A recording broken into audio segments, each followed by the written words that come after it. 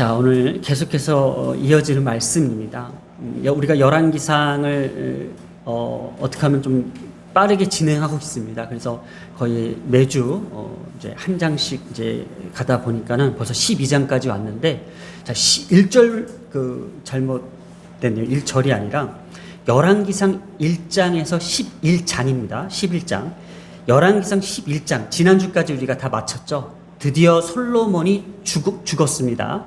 그리고 솔로몬이 하나님께서 많은 지혜와 부와 명예를 통하여서 통일 왕국, 마치 그 시대의 황금기를 누리게 하셨고, 결국은 그것이 우상 숭배로 인한 타락의 결정으로 이제 12장부터 22장 마지막 장까지는 하나님에 대한 심판이 이제 분열 왕국의 시작으로 솔로몬의 왕이 죽고 솔로몬의 아들이 누구죠? 르호보암입니다. 솔로몬의 아들 르호보암이 아버지의 뒤를 이어서 잘 한 것이 아니라 또다시 강압 정책을 통해서 이스라엘이 전체가 반란을 일으키고 이스라엘이 남과 북으로 분열되는 비극적 상황까지 치닫게 되는 열왕기상의 내용의 두 가지 흐름을 우리는 지금 보고 있습니다. 이렇게 열왕기상에서 솔로몬은 자신의 지혜를 하나님의 뜻에 맞게 사용하지 않았습니다.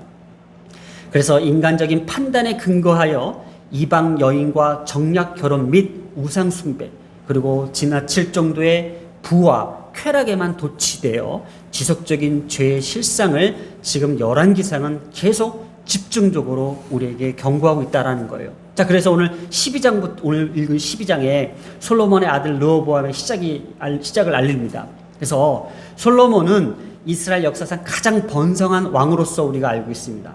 그러나 지나치게 화려한 생활과 대규모 건축 사업을 위해 많은 백성들에게 세금과 강제 노역을 시켰다라는 이 자체를 좀 우리가 집중적으로 봅니다. 자, 여기서 강제 노역을 누구한테 시켰다고 우리 지난주에 한번 말씀을 기억해 봅니다. 북이스라엘, 에브라임 지파, 그죠? 에브라임 지파 북이스라엘 사람들을 데려다가 자신에게 화려한 왕궁과 자신의 모든 것들을 건축하게 만들었을 때에 이게 필요한 게 뭐예요? 세금을 많이 걷었어요. 거기다 금으로 도배했죠. 근데 이걸 누가 지었어요? 유다 지파 사람들이 지었어요? 아니죠. 북이스라엘 지파, 에브라임 지파 사람들을 데려다가 강제 노역을 시켰어요. 자, 그래서 지금 르호보암이 왕으로서 딱 등극하자마자 어디로 갔을까요? 듣자 보니 북이스라엘 사람들이 자신에 대한 불만이 너무 많은 거예요.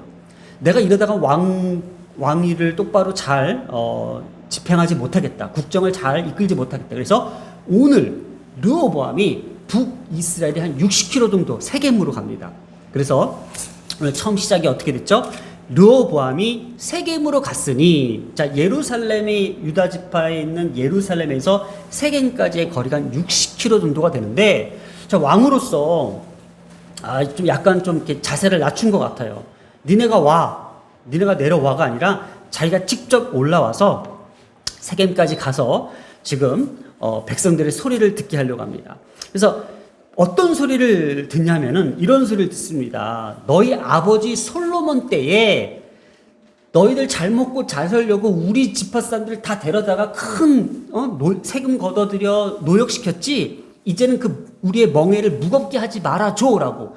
니네 아버지는 그렇게 했더라도 넌 그렇게 하지 마라는 것을 듣게 됩니다. 그래서 멍에를 무겁게 한 백성들의 요구를 들으라는 어른들, 솔로몬과 함께 있었던 지혜로운 그 어르신들의 그 요구의 그 내용을 무시하고 계속해서 강력한 강압 정책을 실시하여 자신이 함께 자랐던 그 자신에게 좋은 말을 해주고 자신에게 비유를 맞추고 자신에게 딸랑이가 되는 이런 그 어린 신하들의 말을 쫓아가게 된다는 것이 르호보암의 비극적인 또 시작이 되었다는 거예요. 그래서 자, 르호보암이 처음 시작한 행보가 세겜으로 갔다고 했습니다.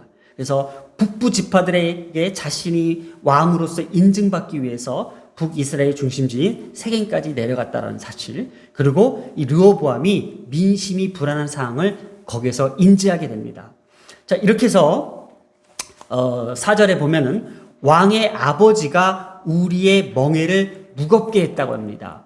이 내용을 누구한테 먼저 들었냐라는 것에 대해서 우리가 한번 봅니다. 자, 지난주에 우리가 여로보암이라는 자, 르호보암은 솔로몬의 아들입니다. 그래서 어떻게 헷갈리지 않게 제가 이렇게 한번 좀 알려드릴게요. 솔로몬한테 로 할 때 리을자가 들어가니까는 아들도 르호보암이라고 기억하시고, 이 여로보암은 우리가 지난주에 에브라임 지파에서 거기에 가장 영향력 있는 이 여로보암, 이 사람이 지난주에 하나님께서 그 선지자 아이야를 통해서 자신의 새 옷을 10조각으로 찢었어요. 그래서 여로보암에게 10지파를 줘요. 그리고 나머지 그 한 지파는 다윗이 머물렀던 그 유다 지파에게 남겨둡니다. 예루살렘은. 자, 그런데 하나님께서는 솔로몬을 심판하시기 위해서 북지파의 에브라임 지파 이 여로보암을 왕으로 세우고자 하나님께서 그 길을 열어주신 거예요. 이때에 여로보암이 드디어 그 북지파의 세력들을 결집하고 있는 아주 중요한 인물이에요. 그러다 보니까 솔로몬이 살았을 때에 저게 분명히 반란을 일으킬 거야 해서 여로보암을 죽이려고 했을 때 여로보암이 어디로 갔어요? 애굽에 도망가 있었어요. 그리고 솔로몬이 죽은 것을 알고 애굽에서 소식을 듣습니다. 여로보암이 이제 솔로몬이 드디어 죽었으니까 내가 슬슬 왕권을 잡을 준비를 해야 돼 해서 여로보암이 지금 보여요? 2절 보세요. 솔로몬 왕의 얼굴을 피하여 애굽으로 도망하여 있다가 이제 그 소문을 들었어요. 그리고 여전히 애굽에 있는 중에 사람들을 보내어서 여로보암과 이스라엘 온 회중이 와서 르호보암에게 말합니다. 자, 이제 드디어 그 솔로몬이 죽었으니까 이제 여로보암이 입김을 냅니다. 자, 근데 여기서 제가 좀 느낀 게 지금 솔로몬에게 쫓긴 상황에서 다시 이렇게 용기 있게 지금 파란색 글자가 여로보암 입에서 나온 얘기예요. 이러다가 죽을 텐데, 이렇게 얘기하면 안 될 텐데. 보세요. 왕의 아버지가 우리의 멍에를 무겁게 하였으나 왕의 아버지가 우리에게 시킨 고역과 매운 무거운 멍에를 가볍게 하소서. 그래야면 우리 북지파 사람들이 왕 대접을 해드리겠다고 이렇게 얘기를 했습니다. 이러면 르호보암도 화가 나지 않을까? 감히 우리 아버지에 대해서 한 정책을 비판한 거잖아요. 정책적 비판이잖아요. 그러니 여로보암이 어떤 그 작정으로 이렇게 얘기했을까? 이것이 바로 반란이 아니었을까라는 생각을 해본 거예요. 이때 그러면 르호보암이 왕으로서 어떤 마음을 가져요? 괘씸한 것? 이걸 처리할까? 아니면 이걸 들어야 될까? 자, 여러분 같으면은 이걸 어떻게 해야 될까? 고민을 한번 해보시라는 거예요. 내가 왕으로서 이 사람의 얘기를 맞는 얘기잖아요. 맞는 얘기였고 이 사람들의 불평과 불만들을 어떻게 받아들일까? 해서 르호보암도 고민이 되었나 봐요. 르호보암이 이렇게 얘기합니다. 5절에 르호보암이 대답하여 갔다가 3일 후에 다시 내게로 오라. 그러니까 자기에게도 고민이 되는 거예요. 이걸 어떻게 해야 되나? 3일 동안 생각해 보았나 봐요. 그러니까 르호보암이 안 되겠나 봐요. 어떻게 했냐면은 보세요. 6절에 그의 아버지 솔로몬 생전에 그 앞에 모셨던 노인들 장로들과 의논하여 이르되 어떻게 충고하여 이 백성에게 대답하겠느냐. 그러니까 지금 여로보암이 자신에게 했던 아버지 정책에 대한 비판적 내용들을 어떻게 수렴할까에 대한 것을 솔로몬이 함께 있었던 그 지혜로웠던 그 노인들과 함께 이제 의논을 하려고 합니다. 그러니까 이 노인들이 어떻게 얘기했을 거예요? 괜찮아요. 왕이 잘하시니까 비유를 맞춘 게 아니라 직언을 했어요. 여기서 보세요. 대답하여 이르되 왕이 만일 오늘 이 백성을 섬기는 자가 되어 그들을 섬기고 좋은 말로 대답하여 이르시면 그들이 영원히 왕의 종이 되리라. 그러니까 왕이요, 아버지 때처럼 그렇게 하지 말고 지금 그들을 섬기는 자세로, 그리고 그들에게 좋은 말로 잘 대답해서 그들 말을 좀 수렴했으면 좋겠습니다. 좀 들으소서라고 얘기했던 거예요. 근데 그러면 르호보암이 그래, 그 아버지의 지혜로 따라 나도 하나님께서 주시는 이 이스라엘 왕국을 이렇게 잘 끌고 가야겠지라고 하는 것이 아니라 오늘의 말씀 핵심이에요. 르호보암이 노인들이 자문하는 것을 버렸다고 얘기합니다. 버렸다. 왜 버렸을까? 한번 이따 생각해 볼게요. 자기 앞에 모셔 있는 자기와 함께 자란 어린 사람들과 다시 의논을 합니다. 그러니까 솔로몬과 함께 지내왔던 그 지혜로운 노인들의 충고와 그 소리를 버렸다는 건 듣지 않았던 거고, 이제는 자신들과 함께 자랐던, 자신들에게 좋은 소리를 하고 자신들에게 마치 비유를 마치고 자신들에게 좋은 말만 듣고자 했던 그 사람들을 찾아가서 이럽니다. 이르되 너희는 어떻게 자문하여 이 백성에게 대답하겠느냐? 백성이 내게 말하기를 왕의 아버지가 우리에게 메운 멍에를 가볍게 하라 하였다. 그러니까 지금 이스라엘 백성들이 난리 났어. 지금 아버지가 했던 정책들이 마음에 안 들고 저들이 불편하고 저들이 지금 불만이 너무 심해. 그러니 함께 자란 소년들이 이렇게 얘기합니다. 왕께 아뢰기를 왕의 부친이 우리의 멍에를 무겁게 하였으나, 인정하는 거죠. 그죠? 인정해요. 왕은 우리를 위하여 가볍게 하였은즉 왕은 대답하기를 내 새끼손가락이 내 아버지 허리보다 굵으니. 이게 좀 이렇게 내용을, 이렇게 원문적 내용은 조금 이게 안 좋아요. 그래서 이걸 해석을 안 할게요, 오늘은.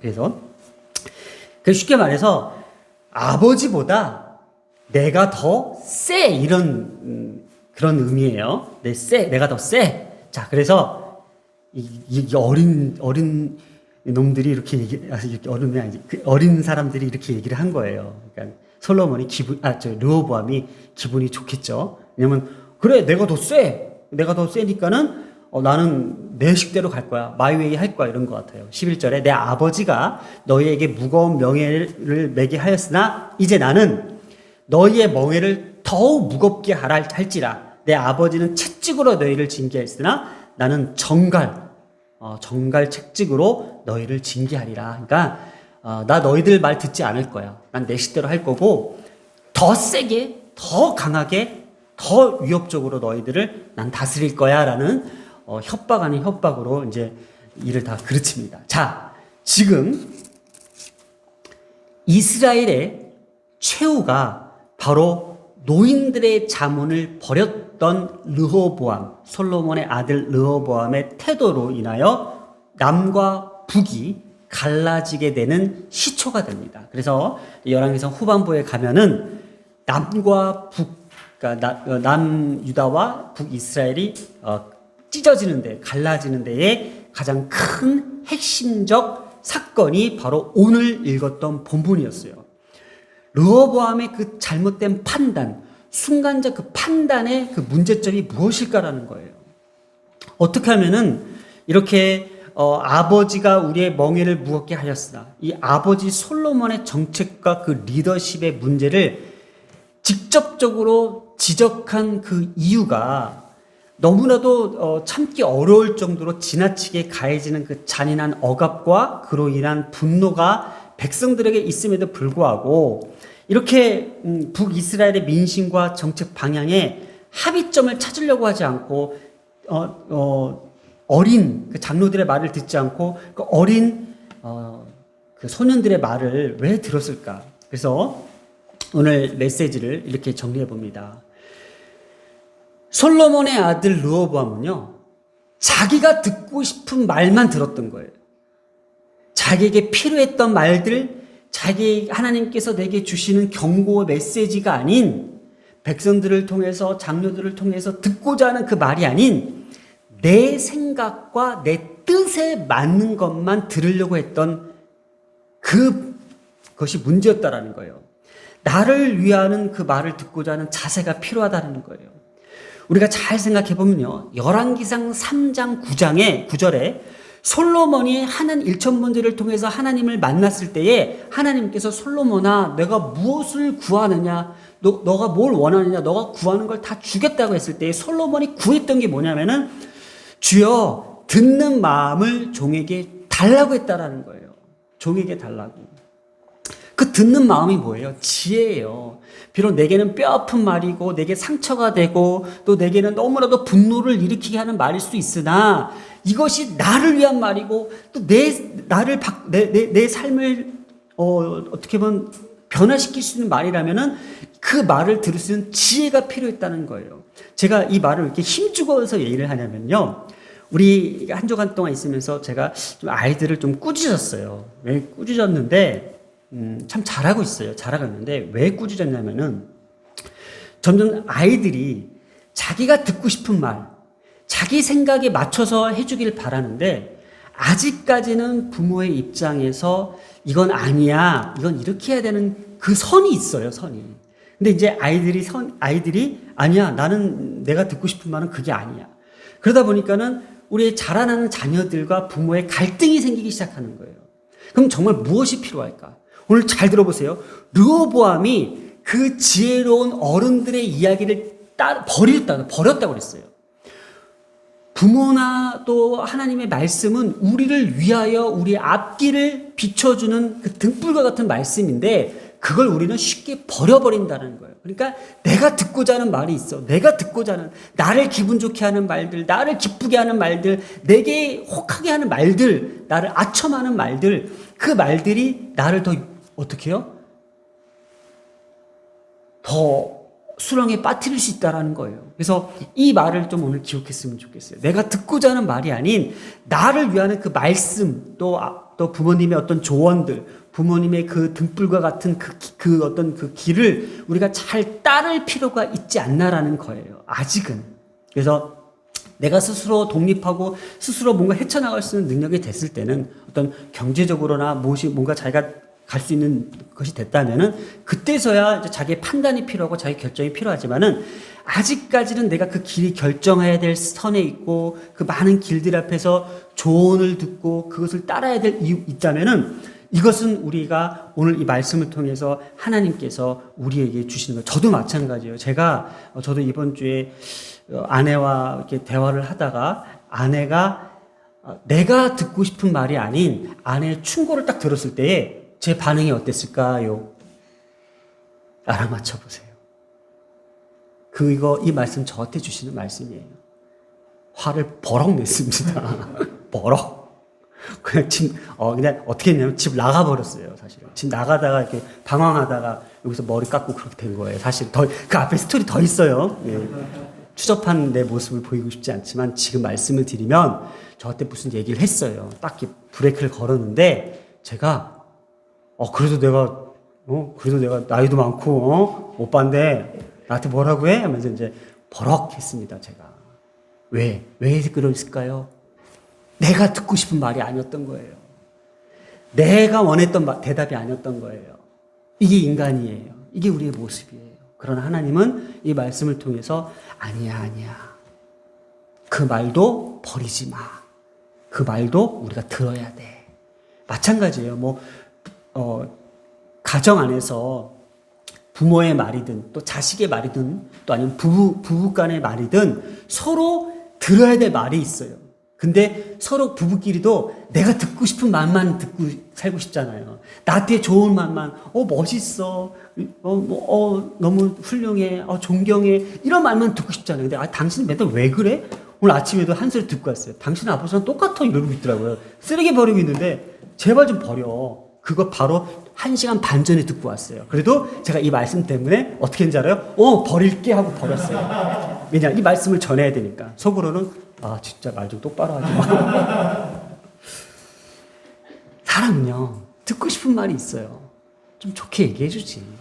좀 그렇게 얘기하지 말지. 그래서, 우리 가정 다 털렸네, 오늘. 이거 언제 또 들어보겠어? 자, 맞습니다. 오늘 하나님의 귀를 쫑긋하면서 어떤 마음을요? 듣는 마음을 구하자. 이 말씀을 우리가 한번 생각해 봅니다. 자, 듣는 마음이 뭘까요? 나한테 내가 듣고 싶은 말? 아니죠. 내게 좀 상처가 돼도, 내가 좀 아파도, 내가 좀 자존심이 상해도 내가 그건 들어야 돼. 사랑아, 제발 영어 좀 해. 제발 번역기 돌리지 마. 이런 거 있잖아요. 이런 거 예를 들어서. 그러니 그러니까 사랑아 영어 번역기 자꾸 돌리지 마 이런 것들이 나한테 상처가 될 수가 있어. 그래도 그래 영어 자꾸 번역기 돌리면 그게 언제 늘어? 그거 맞는 말이잖아요. 자, 그래서 이런 말들을 어떻게 듣는 마음을 구하자. 오늘 우리가 정말 구해야 돼요. 이거 오늘 설교 듣고도요, 집에 가면요, 나한테 조금 잘못된 얘기하면은 또 발끈한다니까요. 어떻게 해요? 지금 오늘 이 시간 뭘 구해야 된다고요? 하나님, 나에게 뼈 때리는 말들조차도 나를 위한 하나님의 등불과 같은 말씀이라면은 내가 듣겠나이다. 내가 듣겠나이다. 자, 오늘 이 시간 이 듣는 마음을 달라고 우리의 인격과 우리의 성품을 다하여 다 바쳐서 오늘 기도하겠습니다. 사랑과 은혜가 많으신 하나님 아버지, 오늘 이 시간 우리의 부족함을 정말 낱낱 없이 다 내려놓고 이 시간 기도했습니다. 하나님, 그렇습니다. 우리 듣고 싶은 말, 또 내가 원하는 말만 듣고 자라기를 바랬습니다. 그러나 정말 나를 위한 그 말 한마디 한마디가 내 삶을 등불처럼 비출 줄 믿습니다. 우리의 부족한 모습들을 누군가의 소리를 통하여 들었을 때에 우리가 그를 겸허히 받아들일 수 있는 그 듣는 마음의 지혜를 이 시간 구합니다. 특별히 우리의 자녀들 앞으로 살아가면서 많은 소리를 들었습니다. 나한테 좋은 소리가 아닌 정말 부모의 따뜻한 그 충고 한마디가 내 삶을 더욱더 확실히 바꿀 수 있고 변화시킬 수 있는 능력이 될 수 있도록 하나님, 또 주의 말씀을 들을 때마다 주의 말씀을 들을 때마다 주의 말씀을 들을 때마다 그 말씀이 내게 아픔이 될지언정 그 말씀을 확실히 붙잡고 끝까지 승리할 수 있는 우리의 거룩한 자녀들 되기를 소망합니다. 하나님, 우리 사랑하는 윤소가 미국에서도 신앙생활 잘 할 수 있도록 도와주시옵소서. 말씀을 들을 때마다 그 말씀대로 힘을 얻고 능력을 얻고 새 힘을 얻고 이 세상을 헤쳐나갈 수 있도록 주여 도와주시옵소서. 특별히 하나님, 우리 교회의 우리 윤소와 이소는 또 온유와 사랑이는 주일학교 또 성경 공부 등 잘 교육받지 못한 정말 안타까웠고 정말 하나님께서 집중적으로 관심을 주셔야 될 아이들입니다. 자녀들입니다. 저들의 모든 성장 과정 속에서 하나님의 말씀이 등불이 될 수 있도록 저들의 지혜와 명철과 총명으로 말씀의 능력으로 더욱더 붙잡아 주시옵소서. 저들이 들을 때마다 그 듣는 역사가 일어나게 하여 주시옵소서. 저희들이 볼 때마다 세상이 완전히 달라지게 하여 주시옵소서. 저희들이 가는 곳곳마다 세상을 뒤집어 놓을 수 있는 역사적인 인물로 주님께서 땅에서 위대한 자의 이름같이 내 이름을 위대케 하리라 말씀하셨던 그 약속의 말씀을 저들의 발걸음마다 지켜 보호하여 주실 줄 믿습니다. 주님 감사드리며 이 모든 말씀 우리 주 예수님의 이름으로 기도드렸습니다.